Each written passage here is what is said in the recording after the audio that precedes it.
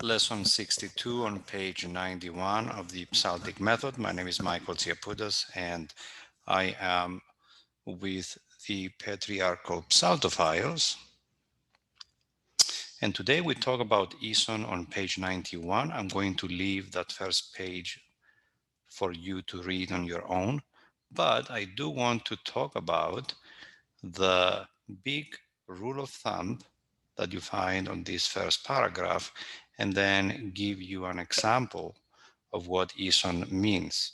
So we know by now, because we studied the theory of the 8 modes, that Ihi have bases and cadences.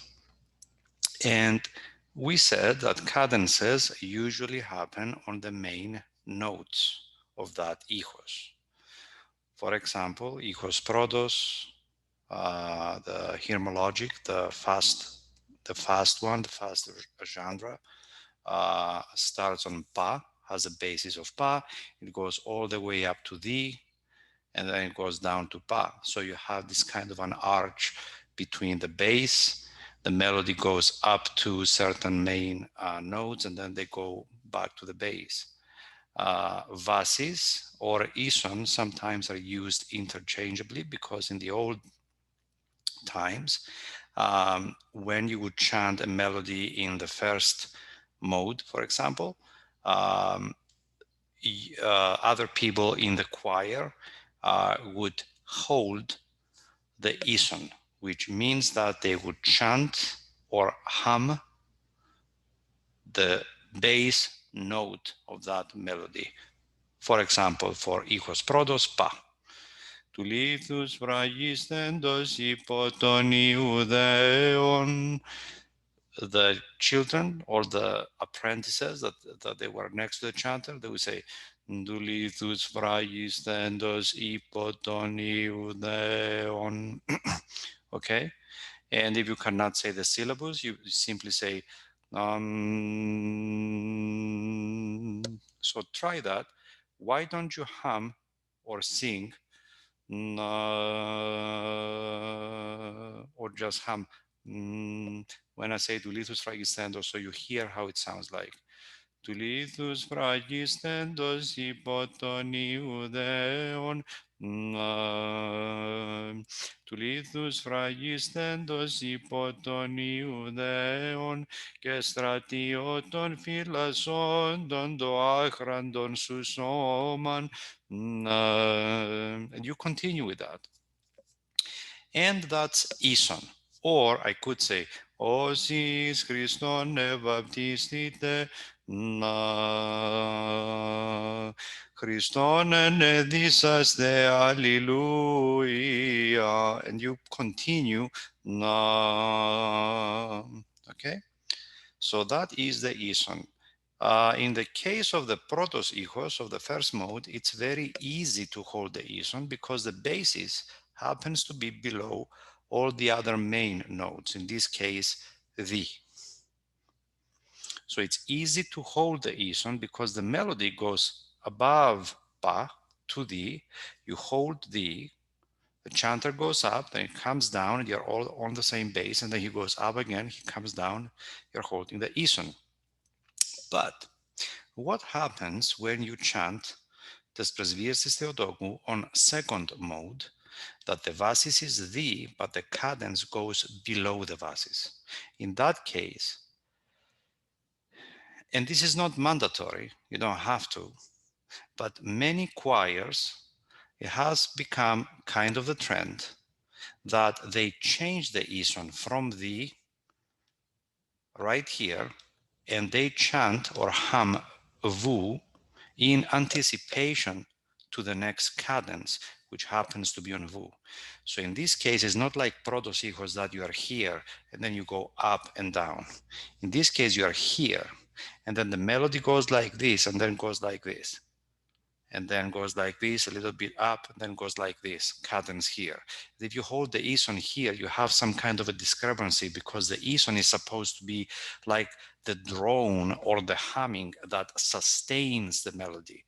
And it's usually at the base, which most of the times is the base of the melody, and the melody goes up and down to that base. But in cases like second mode, some chanters recommend that you change the ison to vu. So let's go and see how that happens. Des presviestis Theotoku. Up to this point, you say Des presviestis Theotoku, or na,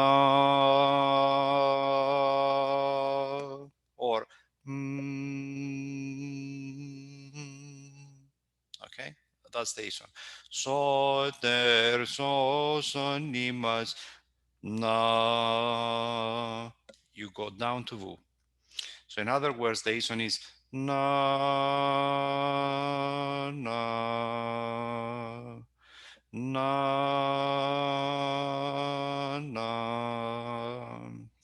Okay, so I am going to say this presvies Theodoku, and when I say tok, when I start soder, why don't you go down on vu so you can hear how that sounds? Des presvies Theodoku, soder so sonimas. And when I start the second presvies, you can come up with me on thee and remain on thee. And then in anticipation of the next cadence, you can just go down to vu. Okay? What happens on the third, for example, Des presvies Theodoku, that goes up to zo. Des presvies Theodoku.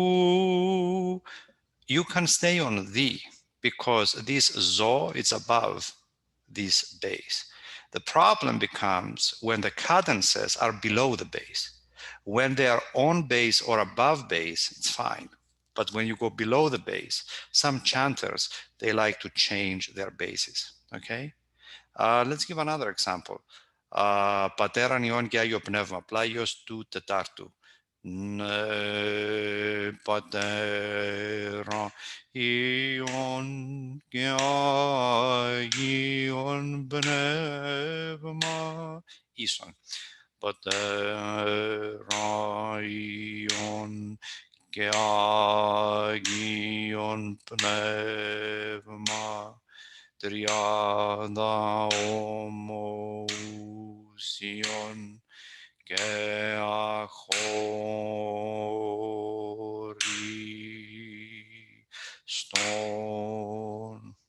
That's the ison. Okay. In this case, it never changes because plagal of fourth starts at ni, vu, the, vu, ni. So there is no need to change the bass because it never goes below ni.